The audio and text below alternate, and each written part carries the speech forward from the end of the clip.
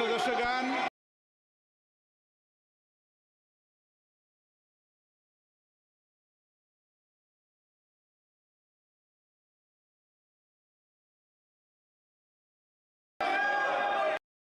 Budget के बाद राज्यपाल अभिभाषण में आपको पर्याप्त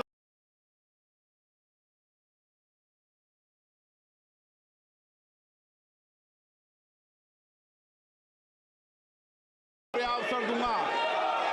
मेरा आपसे निवेदन है, नहीं माननीय अखिलेश जी, आप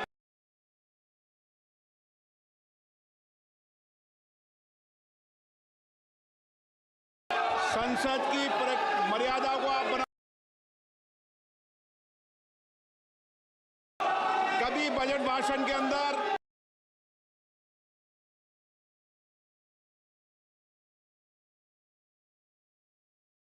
को आप बना के रखें, कभी बजट भाषण के अंदर इस तरीके का नहीं हुआ, ये उचित नहीं है, ये उचित नहीं है। अखिलेश जी प्लीज, मैं आपको मौका दूंगा राज्यपाल अभिभाषण पे, प्लीज। नो, ये तरीका ठीक नहीं है। No,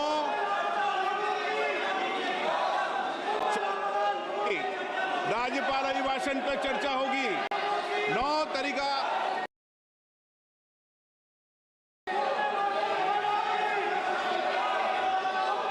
Speaker, I present the budget for 25-26. This budget continues our government's efforts to A. Accelerate growth, B. Secure inclusive development, C. Invigorate private sector investments, D. Uplift household sentiments, and E. Enhance spending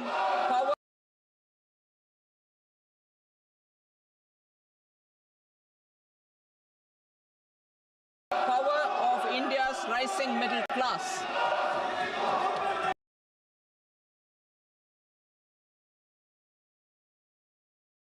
Together, we embark on a journey to unlock our nation's tremendous potential for greater prosperity and global position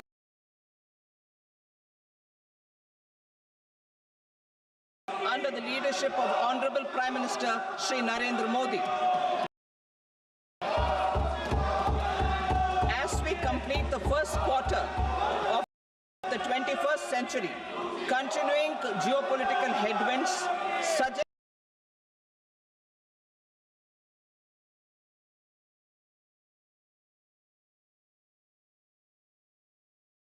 lower global economic growth over the medium term. However, our aspiration for a Vikasit Bharat inspires us, and the transformative work we have done during our government's first 2 terms guides us to march forward resolutely. Our economy is the fastest growing among all major economies. Our development track record for the past 10 years and structural reforms have drawn global attention. Confidence in India's capability and potential has only grown in this period. We see the next 5 years as a unique opportunity to realize Sabka Vikas, stimulating balanced growth for all regions. The great Telugu poet and playwright Gurujada Apparao had said, "Deshamante matti kadoy, deshamante manushuloy," meaning a country is not just its soil, a country is its people. In line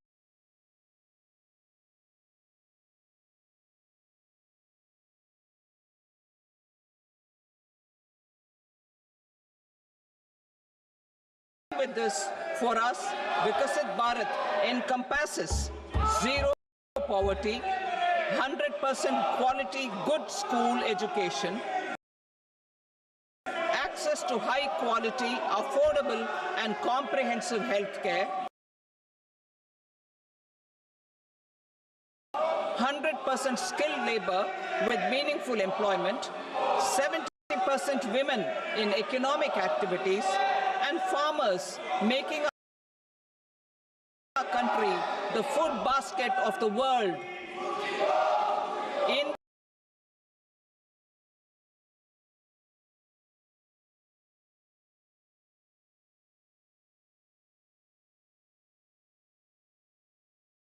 this budget, the proposed development measures span 10 broad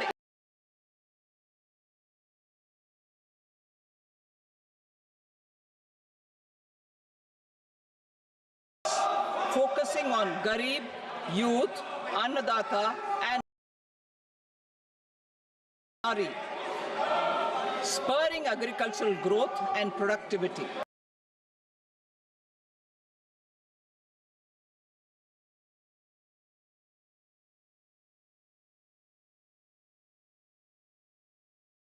Building rural prosperity and resilience, taking everyone together on an inclusive growth path, boosting manufacturing and furthering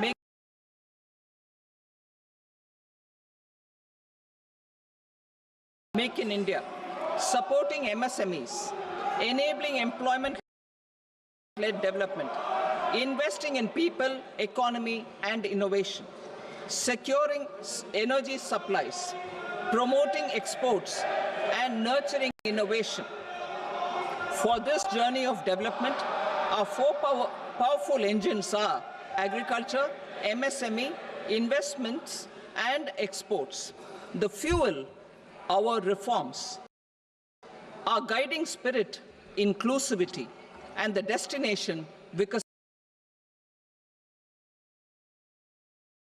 Bharat. This budget aims to initiate transformative reforms across 6 domains.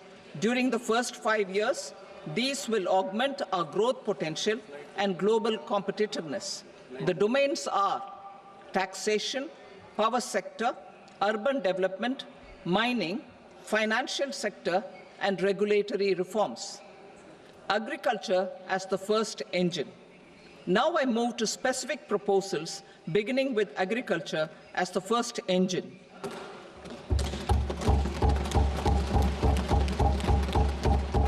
Prime Minister Dhan Dhanya Krishi Yojana, developing agri-districts program. Motivated by the success of the aspirational district program, our government will undertake a Prime Minister Dhan Dhanya Krishi Yojana in partnership with states. Through the convergence of existing schemes and specialized measures, the program will cover 100 districts with low productivity, moderate crop intensity, and below average credit parameters. It aims to 1. Enhance agricultural productivity, 2. Adopt crop diversification and sustainable agricultural practices, 3. Augment post-harvest storage at the panchayat and block level, 4. Improve irrigation facilities, and 5. Facilitate availability of long-term and short-term credit. This program is likely to help 1.7 crore farmers. Building rural prosperity in states. This will address underemployment in agriculture through skilling, investment, technology, and invigorating the rural economy. The goal is to generate ample opportunities in rural areas so that migration is an option but not a necessity. The program will focus on rural women, young farmers, rural youth, marginal and small farmers, and landless families. The details are in Annexure A. Domestic best practices will be incorporated, and appropriate technical and financial assistance will be sought from multilateral development banks. In phase 1, 100 developing agri-districts will be covered. Atmanirbharta in pulses. Our government is implementing the National Mission for Edible Oil Seed for achieving Atmanirbharta in edible oils. Our farmers have the capability to grow enough for our needs and more. 10 years ago, we made concerted efforts and succeeded in achieving near self-sufficiency in pulses. Farmers responded to the need by increasing the cultivated area by 50%, and government arranged for procurement and remunerative prices. Since then, with rising incomes and better affordability, our consumption of pulses has increased significantly. Our government will now launch a 6-year mission for Atmanirbharta in pulses with a special focus on Tuar, Urad and Masoor. Details are in Annexure B. Central agencies such as NAFED and NCCF will be ready to procure these 3 pulses as much as offered during the next 4 years from farmers who register with these agencies and enter into agreements. Comprehensive program for vegetables and fruits. It is encouraging that our people are increasingly becoming aware of their nutritional needs. It is a sign of a society becoming healthier. With rising income levels, the consumption of vegetables, fruits, and Shri Anna is increasing significantly. A comprehensive program to promote production, efficient supplies, processing, and remunerative prices for farmers will be launched in partnership with the states.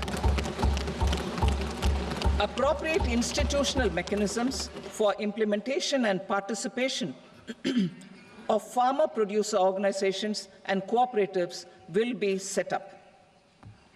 Makhana board in Bihar. For this, there is a special opportunity for the people of Bihar.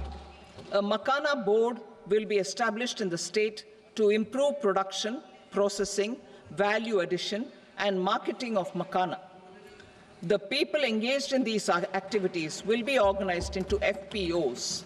The board will provide hand-holding and training support to Makhana farmers and will also work to ensure they receive the benefits of all relevant government schemes. A national mission on high-yielding seeds will be launched, aimed at 1. Strengthening research ecosystem, 2. Targeted development and propagation of seeds with high yield, pest resistance, and climate resilience, and 3. Commercial availability of more than 100 seed varieties released since July 2024. India ranks second largest globally in fish production and aquaculture. Seafood exports are valued at 60,000 crore rupees. To unlock the untapped potential of the marine sector, our government will bring in an enabling framework for sustainable harnessing of fisheries from Indian Exclusive Economic Zone and high seas, with a special focus on the Andaman and Nicobar and Lakshadweep Islands. For the benefit of lakhs of cotton growing farmers, I am pleased to announce a mission for cotton productivity. This 5-year mission will facilitate significant improvements in productivity and sustainability of cotton farming and promote extra long staple cotton varieties. The best of science and technology support will be provided to farmers.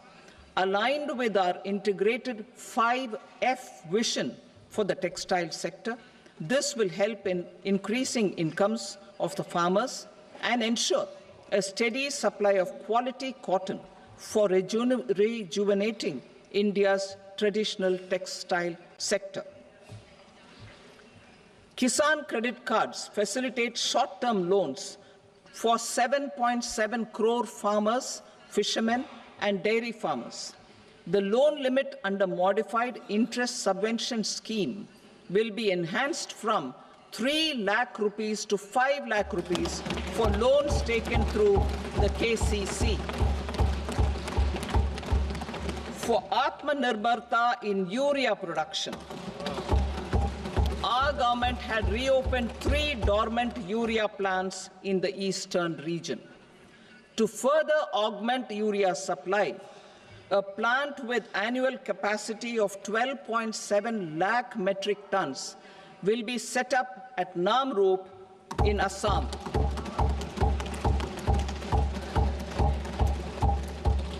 India Post, with 1.5 lakh rural post offices, complemented by the India Post Payment Bank and a vast network of 2.4 lakh Dak Sevaks, will be repositioned to act as a catalyst for the rural economy.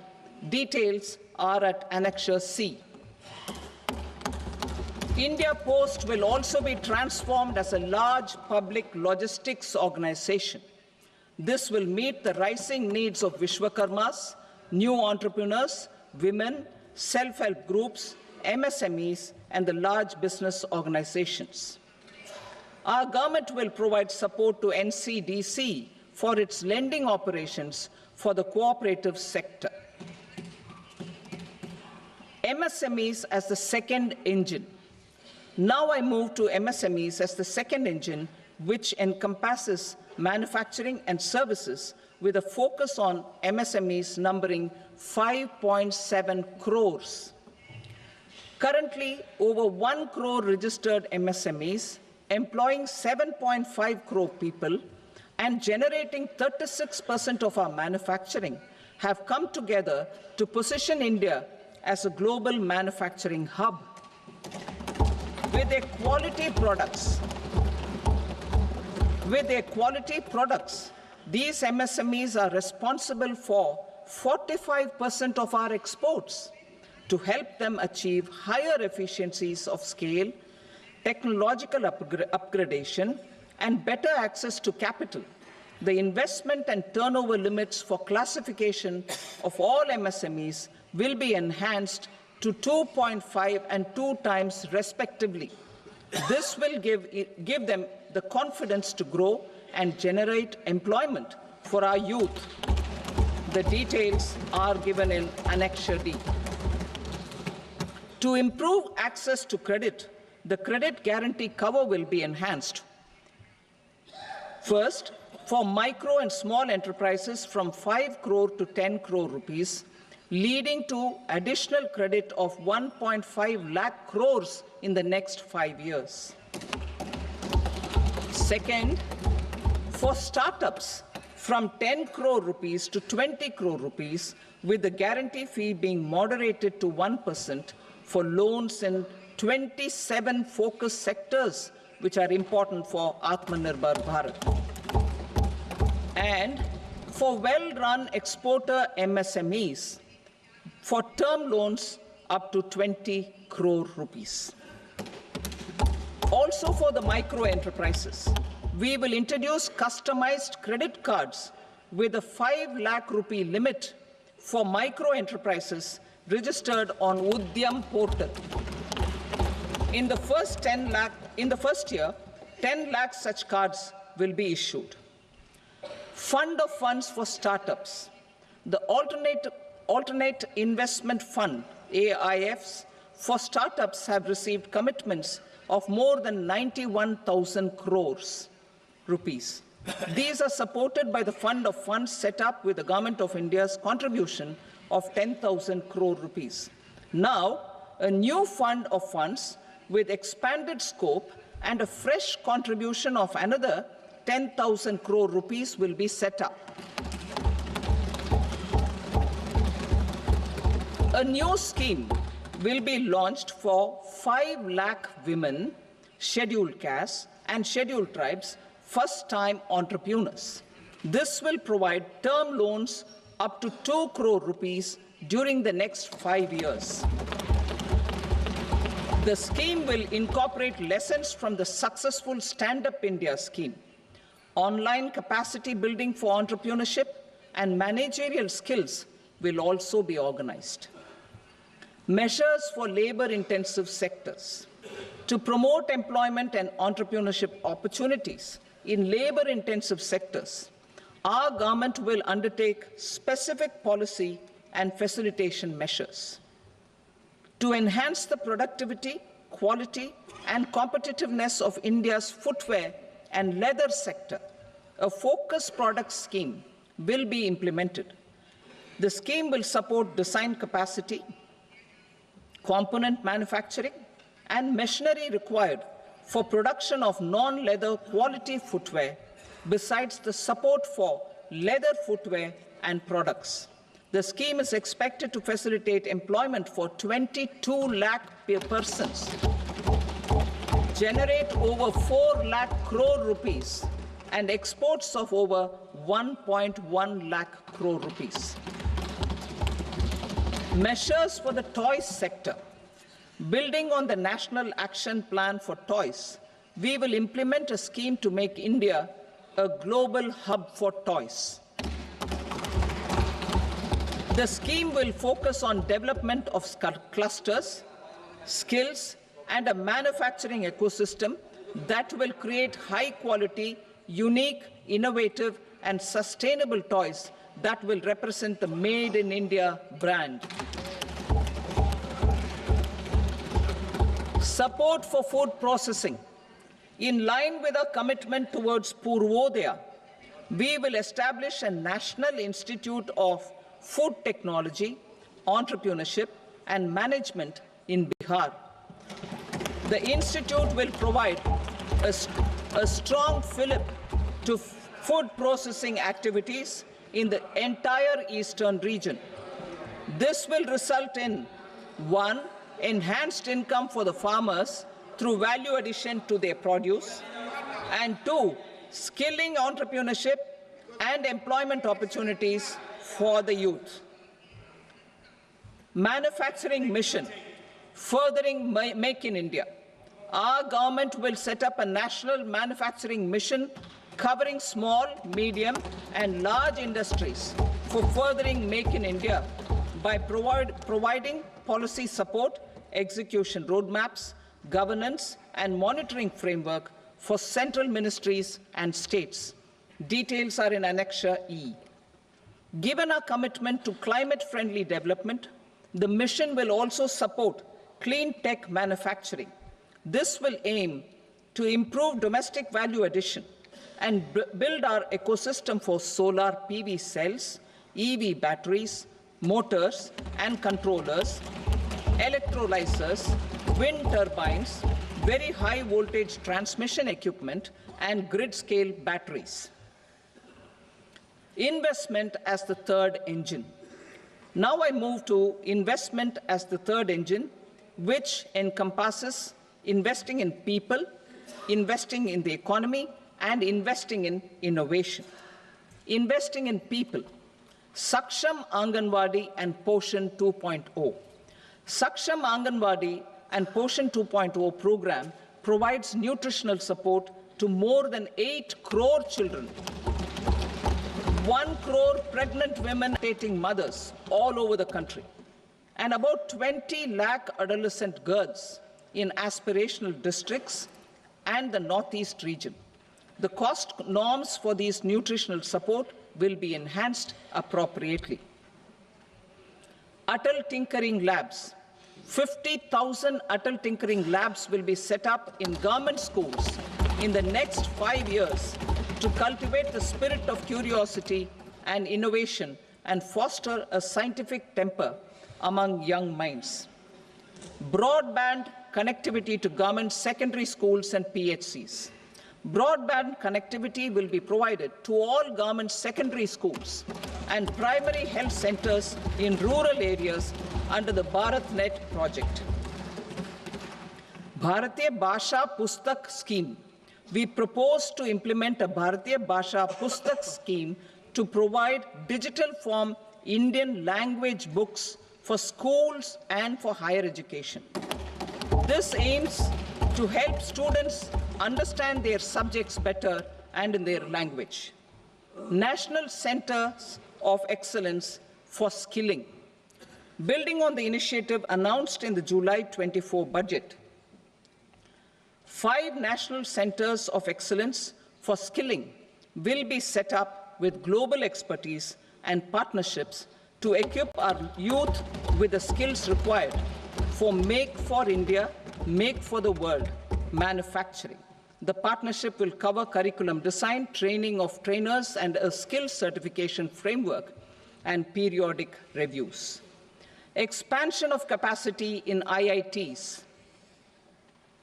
Total number of students in 23 IITs has increased 100% from 65,000 to 1.35 lakh in the past 10 years.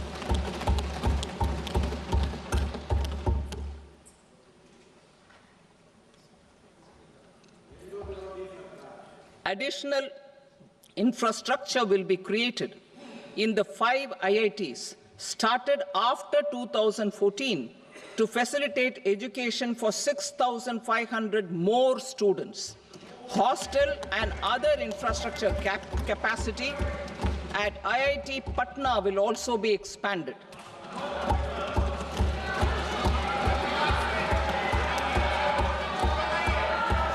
Center of Excellence.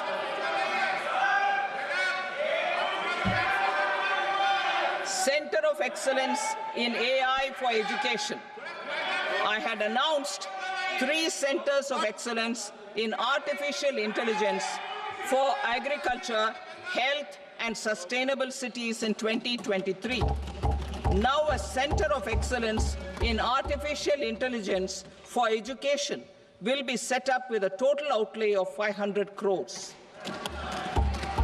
Expansion of medical education.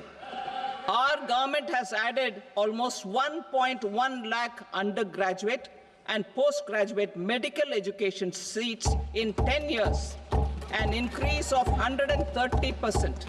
In the next year, 10,000 additional seats will be added in medical colleges and hospitals towards the goal of adding 75,000 seats in the next 5 years.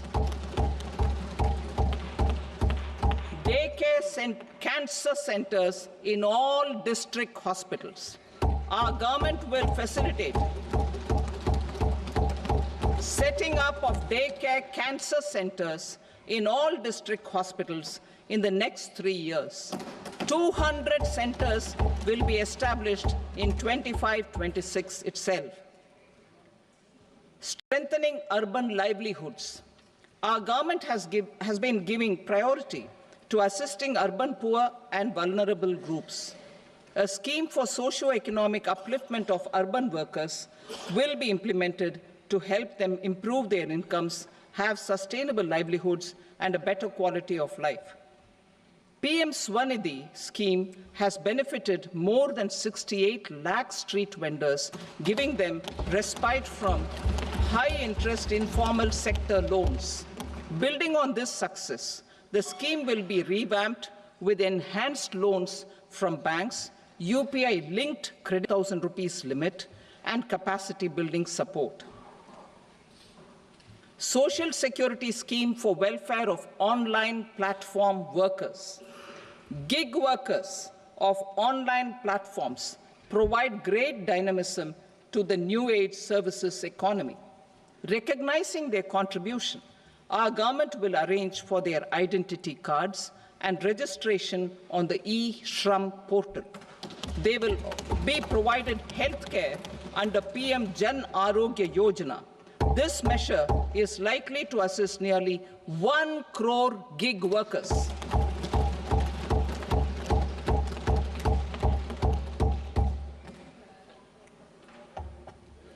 Investing in the economy. Public-private partnership in infrastructure. Each infrastructure-related ministry will come up with a 3-year pipeline of projects that can be implemented in PPP mode. States will also be encouraged to do so and can seek support from the India Infrastructure Project Development Fund, which is a scheme to prepare PPP proposals. Support to states for infrastructure. An outlay of 1.5 lakh crore is proposed for the 50-year interest-free loans to states for capital expenditure and incentives for reforms.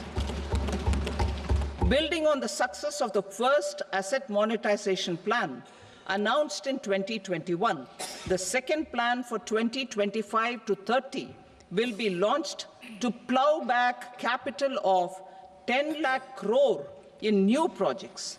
Regulatory and fiscal measures will be fine-tuned to support the plan. Jal Jeevan Mission. Since 2019, 15 crore households, representing 80% of India's rural population, have been provided access to portable tap water connections. To achieve 100% coverage, I am pleased to announce the extension of this mission until 2028 with an enhanced total outlay. The mission's focus will be on the quality of infrastructure and O&M of rural piped water supply schemes through Jan Bhagidari.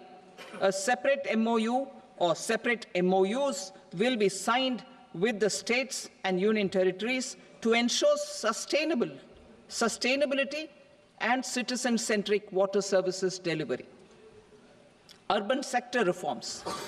Building on the July budget proposals, urban sector reforms related to governance, municipal services, urban land and planning will be incentivized. Urban Challenge Fund. The government will set up an urban challenge fund of 1 lakh crore rupees to implement the proposals for cities as growth hubs, creative redevelopment of cities, and for water and sanitation purposes announced in the July budget. This fund will finance up to 25% of the cost of bankable projects, with a stipulation that at least 50% of the cost is funded from bonds, bank loans, and PPPs. An allocation of 10,000 crore is proposed in 2025-26. Power sector reforms. We will incentivize electricity distribution reforms and augmentation of intra-state transmission capacity by states. This will improve financial health and capacity of electricity companies. Additional borrowing of 0.5% of GSDP will be allowed to states contingent on these reforms. Nuclear energy mission for Vikasit Bharat. Development of at least 100 gigawatt of nuclear energy by 2047 is essential for our energy transition efforts. For an active partnership with the private sector towards this goal, amendments to the Atomic Energy Act and the Civil Liability for Nuclear Damage Act will be taken up. A nuclear energy mission for research and development of small modular reactors with an outlay of 20,000 crore will be set up. At least 5 indigenously developed small modular reactors will be operationalized by 2033. Shipbuilding. The shipbuilding financial assistance policy will be revamped to address cost disadvantages. This will also include credit notes for shipbreaking in Indian yards to promote the circular economy. Large ships above a specified size will be included in the infrastructure harmonized master list. Shipbuilding clusters will be facilitated to increase the range, categories, and capacity of ships. This will include additional infrastructure, facilities, skilling, and technology to develop the entire ecosystem. Maritime Development Fund. For long-term financing for the maritime industry, a Maritime Development Fund with a corpus of 25,000 crore rupees will be set up. This will be for distributed support and promoting competition. This will have up to 49% contribution by the government, and the balance will be mobilized from ports and from private sector. Udan regional connectivity schemes. Udan has enabled 1.5 crore middle-class people to meet their aspirations for speedier travel. The scheme has connected 88 airports, and operationalized 619 routes. Inspired by that success, a modified Udan scheme will be launched to enhance regional connectivity to 120 new destinations and carry 4 crore passengers in the next 10 years. 4 crore additional passengers in the next 10 years. The scheme will also support helipads and smaller airports in hilly, aspirational, and northeast regional districts. Greenfield airports will be facilitated in Bihar to meet the future needs of the state. These will be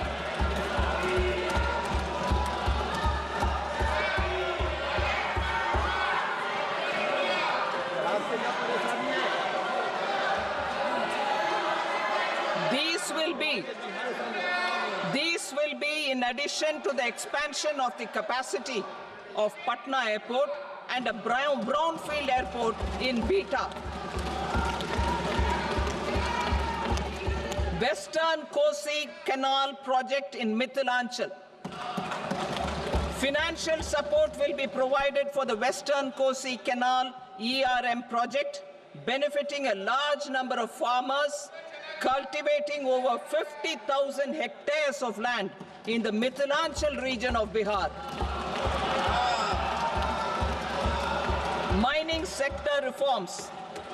Mining sector reforms, including those for minor minerals, will be encouraged through sharing of best practices and institutions of a state mining index. A policy for recovery of critical minerals from tailings will be brought out.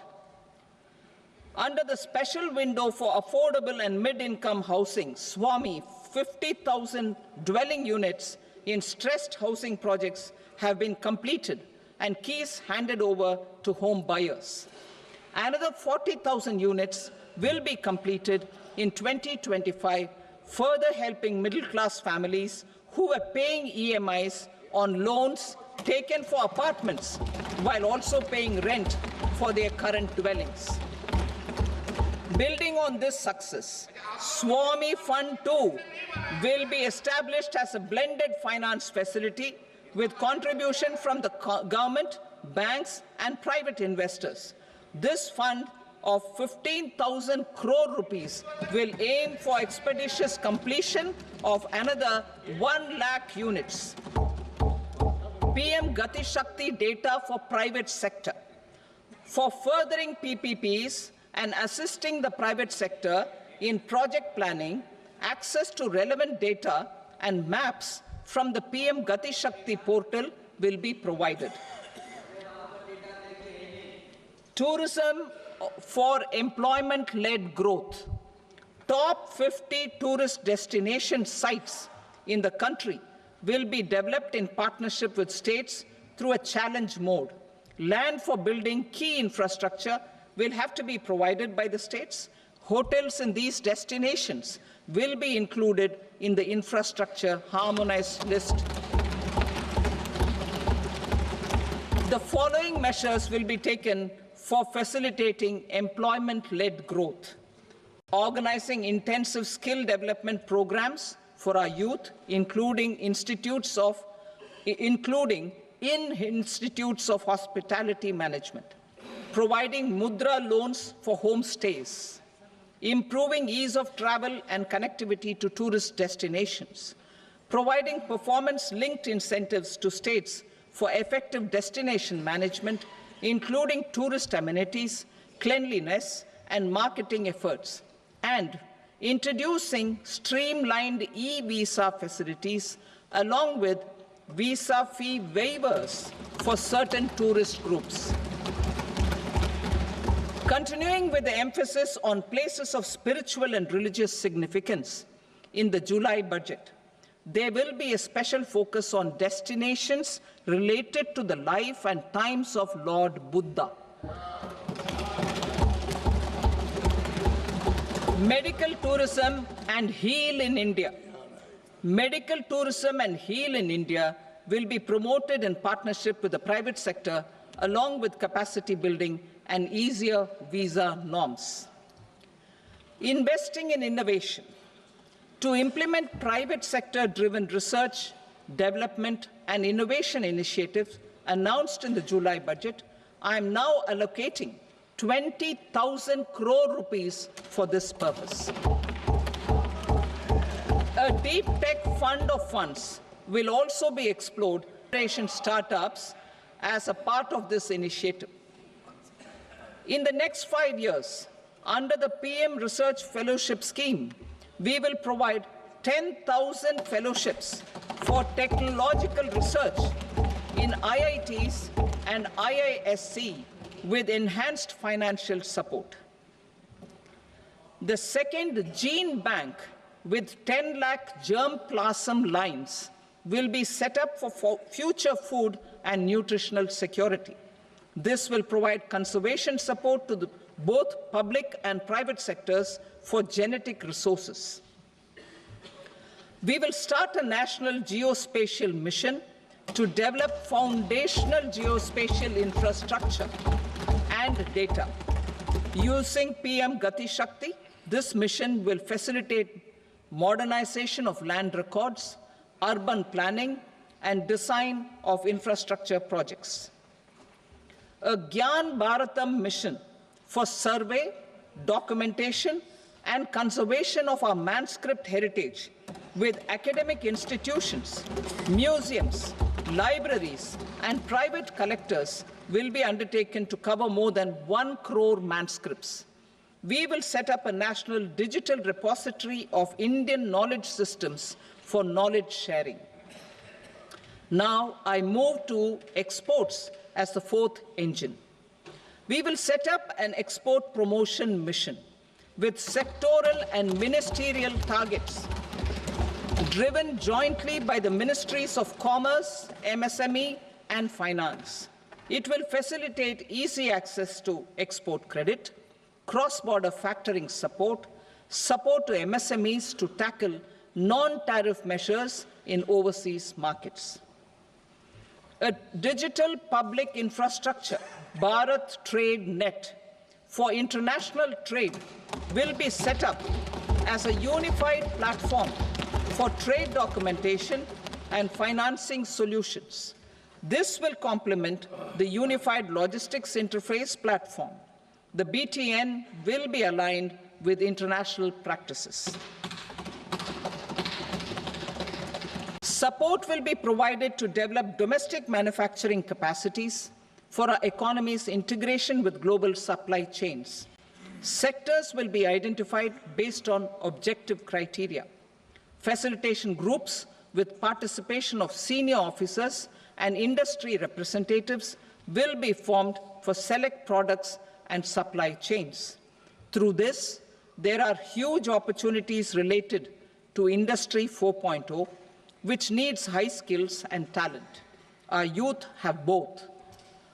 Our government will support the domestic electronic equipment industry to leverage this opportunity for the benefit of our youth. A national framework will be formulated as guidance to states for promoting global capability centers in emerging Tier 2 cities. This will suggest measures for enhancing availability of talent and infrastructure, building bylaw reforms, and mechanisms for collaboration with industry. Our government will facilitate upgradation of infrastructure and warehousing for air cargo, including high-value perishable horticultural produce.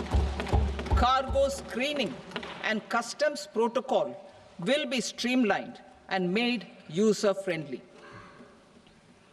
Reforms as the fuel. Over the past 10 years, our government has implemented several reforms for convenience of taxpayers, such as faceless assessment, 2, taxpayer charter, 3, faster returns, 4, almost 99% returns being on self-assessment, and 5, Vivad Se Vishwas scheme.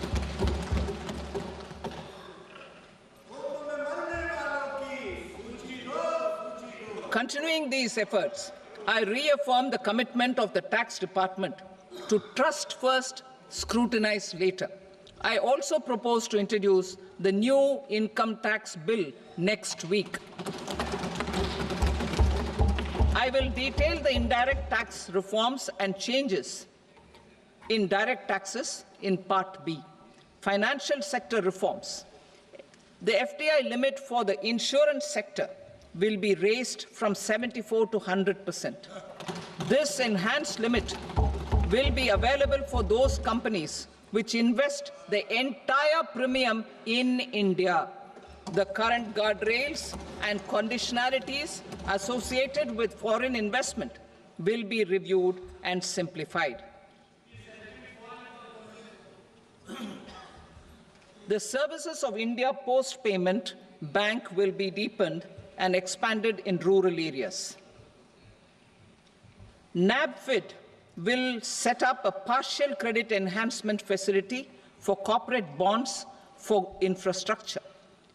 Public sector banks will develop Grameen Credit Score framework to serve the credit needs of SHG members and people in rural areas. A forum for regulatory coordination and development of pension products will be set up. To implement the earlier announcement on simplifying the KYC processes, the revamped Central KYC Registry will be rolled out in 2025. We will also implement a streamlined system for periodic updating. Requirements and procedures for speedy approval of company mergers will be rationalized. The scope for fast-track mergers will also be widened and the process made simpler. As proposed in the interim budget, we signed bilateral investment treaties with 2 countries in 2024 to encourage sustained foreign investment, and in the spirit of First Develop India, the current model BIT will be revamped and made more investor-friendly. In the last 10 years, in several aspects, including financial and non-financial, our government has demonstrated a steadfast commitment to ease of doing business. We are determined to ensure that our regulations must keep up with technological innovations and global policy developments. A light-touch regulatory framework based on principles and trust will unleash productivity and employment. Through this framework, we will update regulations that were made under old laws. To develop this modern, flexible, people-friendly, and trust-based regulatory framework appropriate for the 21st century, I propose 4 specific measures. A high-level committee for regulatory reforms will be set up for a review of all non-financial sector regulations, certifications, licenses, and permissions. The committee will be expected to make recommendations within a year. The objective is to strengthen trust-based economic governance and take transformational measures to enhance ease of doing business, especially in matters of inspection and compliances. States will be encouraged to join in this endeavor. An investment friendliness index of states will be launched in 2025 to further the spirit of competitive, cooperative federalism.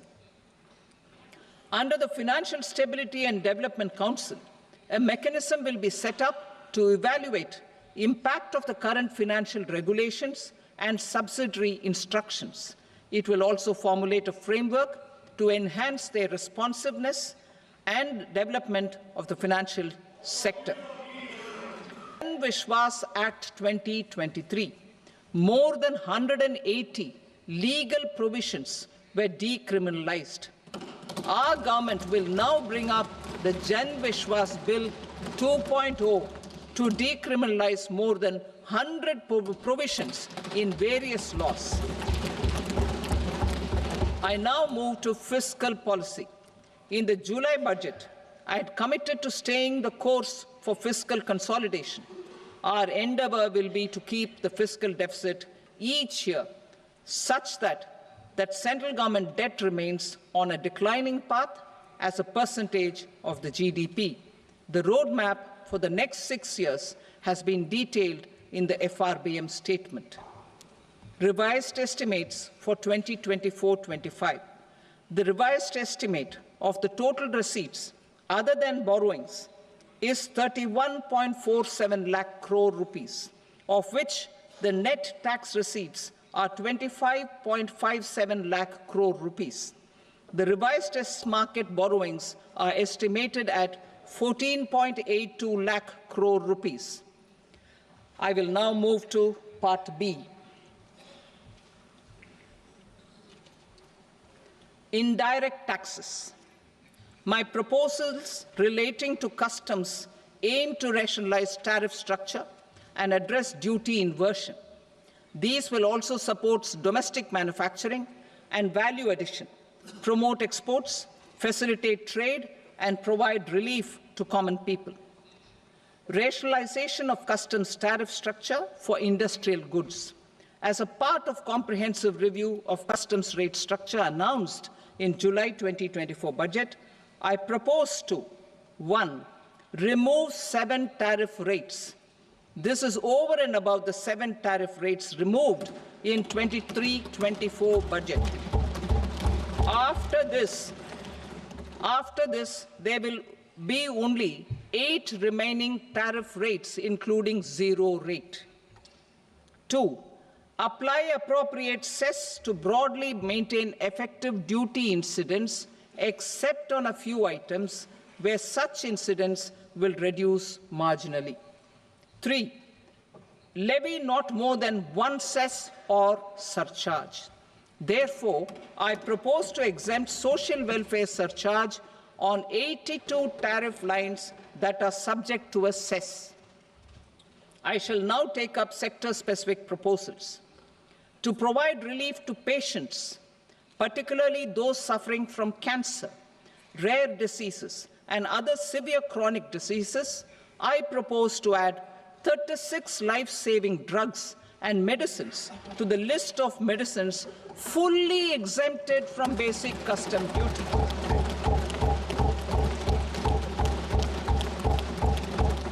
I also propose to add 6 life-saving medicines to the list attracting concessional custom duty of 5%. Full exemption and concessional duty will also respectively apply on the bulk drugs for manufacture of the above. Specified drugs and medicines under patient assistance programs run by the pharmaceutical companies are fully exempt from BCD, provided the medicines are supplied free of cost to the patients. I propose to add 37 more medicines along with 13 new patient assistance programs. Support to domestic manufacturing and value addition. Critical minerals. In the July 2024 budget, I had fully exempted BCD on 25 critical minerals that are not domestically available. I had also reduced BCD of 2 other such minerals to provide a major fillip to their processing, especially by MSMEs. Now, I propose to fully exempt cobalt powder and waste, the scrap of lithium-ion battery, lead, zinc, and 12 more critical minerals. This will help secure their availability for manufacturing in India and promote more jobs for our youth. To promote domestic production of technical textile products such as agro-textiles, medical textiles, and geotextiles at competitive prices. I propose to add 2 more types of shuttle-less looms to the list of fully exempted textile machinery. I also propose to revise the BCD rate on knitted fabrics in tariff lines from 10 or 20 to 20% or 115 rupees per kg, whichever is higher. Electronic goods. In line with our Make in India policy and to rectify inverted duty structure, I propose to increase the BCD on interactive flat panel display from 10% to 20% and reduce the BCD to 5% on open cell and other components. In 23-24 budget, for the manufacture of open cells of LCD, LED TVs, I had reduced the BCD on parts of open cells from 5% to 2.5%. To further boost the manufacture of such open cells, the BCD on these parts will now stand exempted. Lithium-ion battery. To the list of exempted capital goods, I propose to add 35 additional capital goods for EV battery manufacturing and 28 additional capital goods for mobile phone battery manufacturing. This will boost domestic manufacture of lithium batteries, both for mobile phones and for electric vehicles. Shipping sector. Considering that shipbuilding has a long gestation period, I propose to continue the exemption of BCD on raw materials, components, consumables, or parts for the manufacture of ships for another 10 years.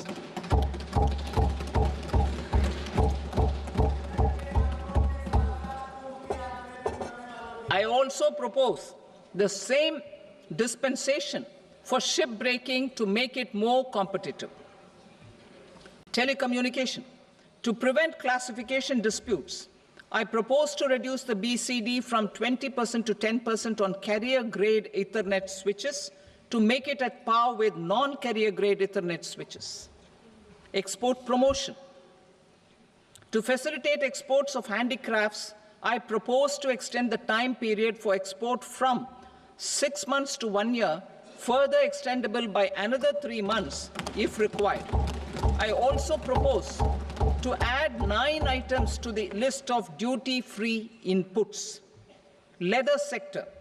I propose to fully exempt BCD on wet blue leather to facilitate imports for domestic value addition and employment. I also propose to exempt crust leather from 20% export duty to facilitate exports by small tanners. Marine products. To enhance India's competitiveness in the global seafood market, I propose to reduce BCD from 30% to 5% on frozen fish paste, surimi, for manufacture and export of its analog products. I also propose to reduce BCD from 15% to 5% on fish hydrolysates for manufacture of fish and shrimp feed. In July 2024 budget, to promote development of domestic MROs for aircraft and ships, I had extended the time limit for export of foreign origin goods that were imported for repairs from 6 months to 1 year and further extendable by 1 year. I now propose to extend the same dispensation for railway goods. Time limit for provisional assessment. Presently, the Customs Act 1962 does not provide any time limit to finalize provisional assessments, leading to uncertainty and cost to trade. As a measure of promoting ease of doing business, I propose to fix a time limit of 2 years, extendable by a year, for finalizing the provisional assessment. I propose to introduce a new provision that will enable importers or exporters, after clearance of goods, to voluntarily declare material facts and pay duty with interest but without penalty. This will incentivize voluntary compliance. However, this will not apply in cases where department has already initiated audit or investigation proceedings. For industry to better plan their imports, I propose to extend the time limit for the end use of imported inputs in the relevant rules from 6 months to 1 year. This will provide operational flexibility in view of cost and uncertainty of supply.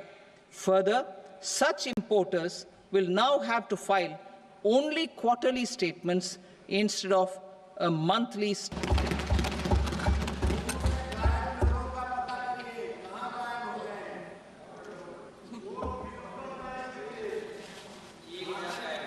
I now come to my direct tax proposals.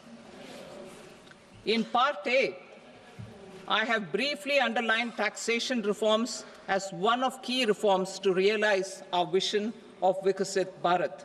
In respect of criminal law, our government had earlier ushered in Bharatiya Nyaya Sanhita, replacing Bharatiya Danda Sanhita. I am happy to inform this august House and the country that for new income tax bill will carry forward the same spirit of Nyaya in its drafting as well. The new bill will be clear and direct in text, with close to half of the present law in terms of both chapters and words. It will be simple to understand for taxpayers and tax administrators, leading to tax certainty and reduced litigation. Reforms, however, are not a destination. They are means to achieve good governance for our people and economy. Providing good governance primarily involves being responsive. The Tirukural captures this in verse 542, which reads, "Vaanokki vaazhum ulagallam, mannavan kol nokki vaazhum kudi," meaning, just as the living beings live expecting rains, citizens live expecting good governance. Our government is committed to keeping an ear to the ground and a finger on the pulse and responding while balancing our national building efforts.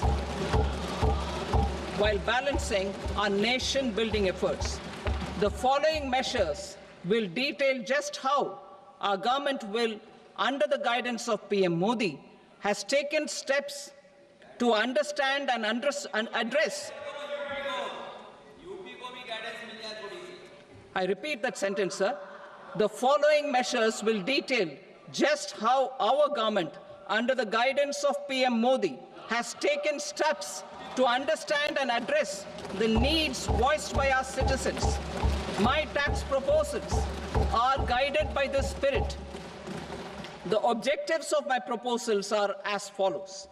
Personal income tax reforms with special focus on middle class. Rationalization of TDS and TCS for easing difficulties. Encouraging voluntary compliance. Reducing compliance burden. Ease of doing business, employment and investment. I will come to my proposal on personal income tax towards the end. TDS and TCS, rationalization for easing difficulties.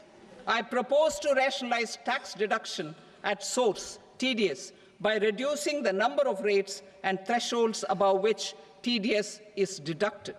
Further, threshold amounts for tax deduction will be increased for better clarity and uniformity. The limit for tax deduction on interest for senior citizens is being doubled from the present 50,000 rupees to 1 lakh rupees.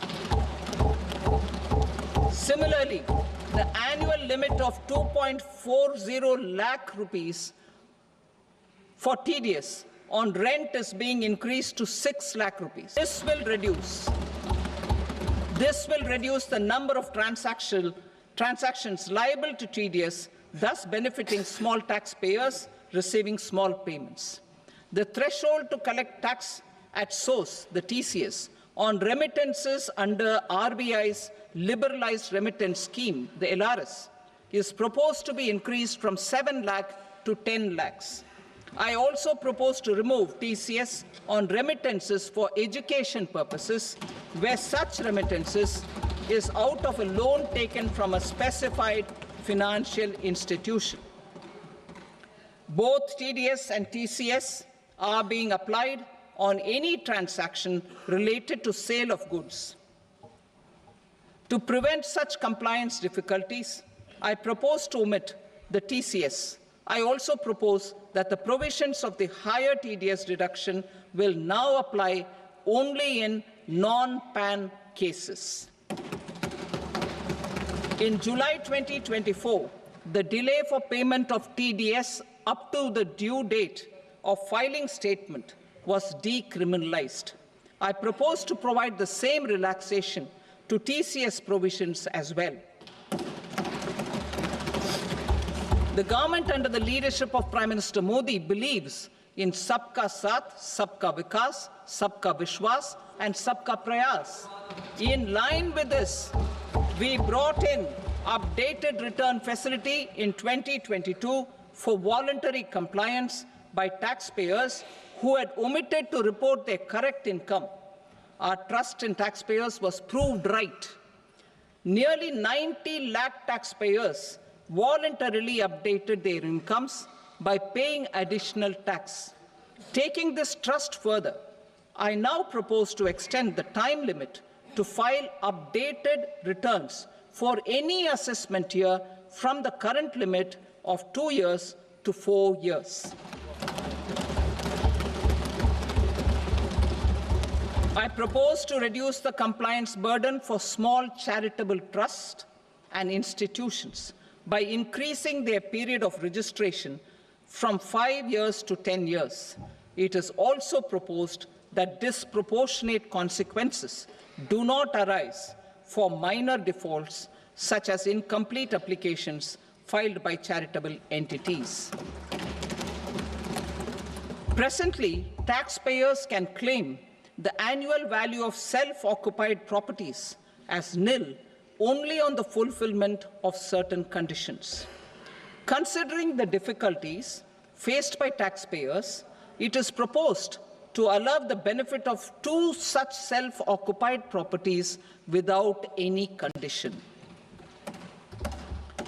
To streamline the process of transfer pricing and to provide an alternative to yearly examination, I propose to introduce a scheme for determining arm's length price of international transaction for a block period of 3 years. This will be in line with global best practices. With a view to reduce litigation and provide certainty in international taxation, the scope of safe harbor rules is being expanded. Senior citizens have very old national savings schemes accounts. As interest is no longer payable on such accounts, I propose to exempt withdrawals made from NSS by individuals on or after 29th August 2024. I am also proposing to allow similar treatment to NPS Vatsalya accounts as is available to normal NPS accounts subject to overall limits. In my speech in July 2024, I had promised that all processes, including giving effect to appellate orders, shall be digitalized and made paperless over the next 2 years. So I'm happy to announce that digitalization is being made operational now. In July 2024, we brought in the Vivad Se Vishwas scheme to resolve income tax disputes pending in appeal. The scheme has received a great response, with nearly 33,000 taxpayers having to settle their disputes. I have a few proposals to promote investment and employment. It is proposed to provide a presumptive taxation regime for non-residents who provide services to a resident company that is establishing or operating an electronics manufacturing facility. I further propose to introduce a safe harbor for tax certainty for non-residents who store components for supply to specified electronics manufacturing units. Presently, the tonnage tax scheme is available only to sea-going ships. The benefits of existing tonnage tax scheme are proposed to be extended to inland vessels registered under the Indian Vessels Act 2021 to promote inland water transport in the country. Extension for incorporation of startups. We continue to support the Indian startup ecosystem. I propose to extend the period of incorporation by 5 years to allow the benefit available to startups which are incorporated before 1/4/2030.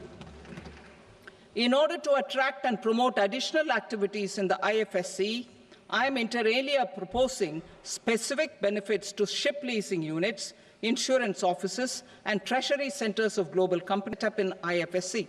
Further, to claim benefits, the cut-off date for commencement in IFSC has also been extended by 5 years to 31/3/2030. Category 1 and Category 2 AIFs are undertaking investments in infrastructure and other such sectors. I propose to provide certainty of taxation to these entities on the gains from securities, to promote funding from sovereign wealth funds and pension funds to the infrastructure sector. I propose to extend the date of making an investment by 5 more years up to 31st March 2030.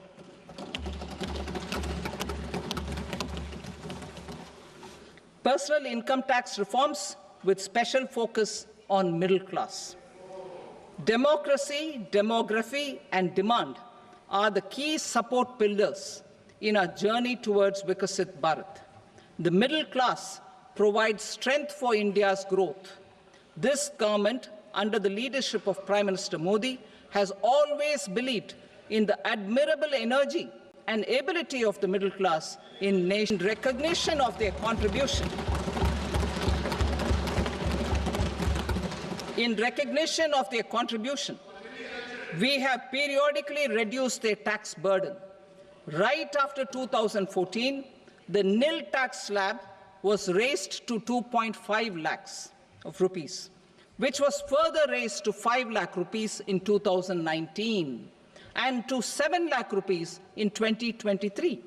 This is reflective of our government's trust on the middle class taxpayers. I am now happy to announce that there will be no income tax payable up to income of 12 lakh rupees.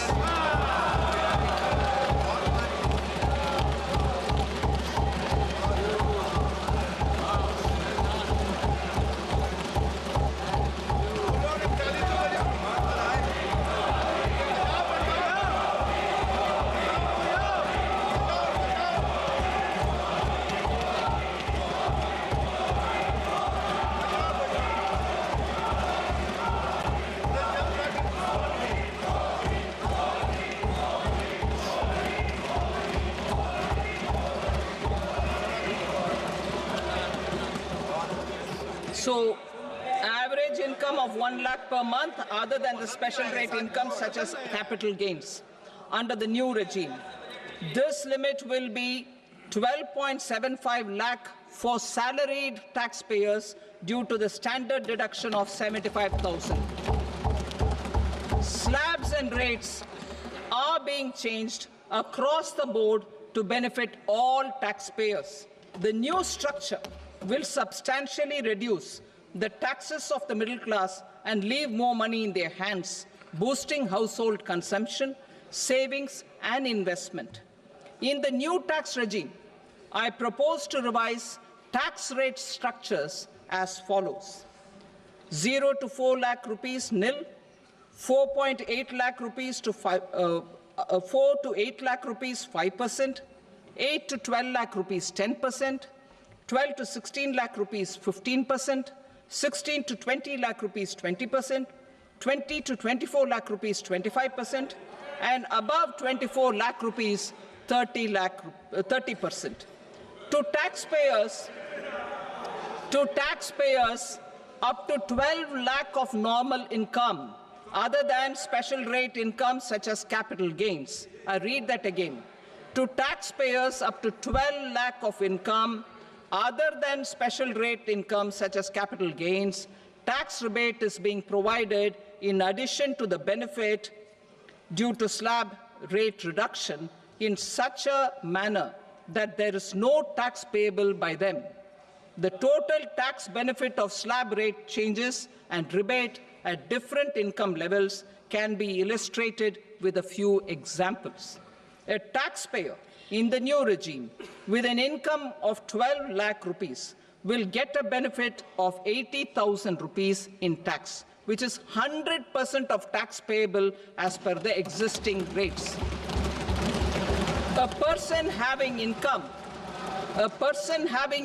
of 18 lakh rupees will get a benefit of 70,000 rupees in tax, that is 30% of tax payable as per existing rates. A person with an income of 25 lakh gets a benefit of 1,10,000 rupees, that is 25% of his tax payable as per existing rates. Details of my tax proposals are given in the annexure. As a result of these proposals, Honorable Speaker, sir, revenue of about 1 lakh crore in direct taxes and 2,600 crores in indirect taxes will be foregone. Mr. Speaker, sir, with this, I commend the budget to this august House.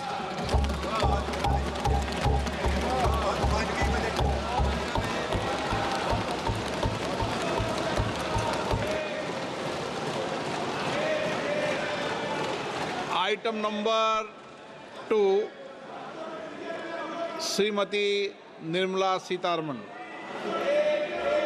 Sir, with your permission, I rise to lay on the table the following statements under Section 3(1) of the Fiscal Responsibility and Budget Management Act, 2003.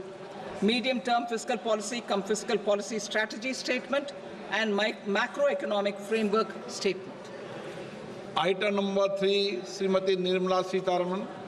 Sir, with your permission, I rise to move for leave to introduce the Finance Bill 2025. प्रश्न ये है कि विधेयक को पुनर्स्थापित करने की अनुमति प्रदान की जाए। जो सदस्य इसके पक्ष में हाँ कहें, जो सदस्य विरोध में ना कहें। मेरे विचार में निर्णय हाँ वालों के पक्ष में हुआ, हाँ वालों के पक्ष में अनुमति प्रदान की जाती है। माननीय मंत्री जी, अब विधेयक को पुनर्स्थापित करें। Sir, I introduce the bill. Thank you. सभा की कार्रवाई सोमवार दिनांक 3 फरवरी 2025 को प्राप्त 11 बजे तक के लिए स्थगित की जाती है।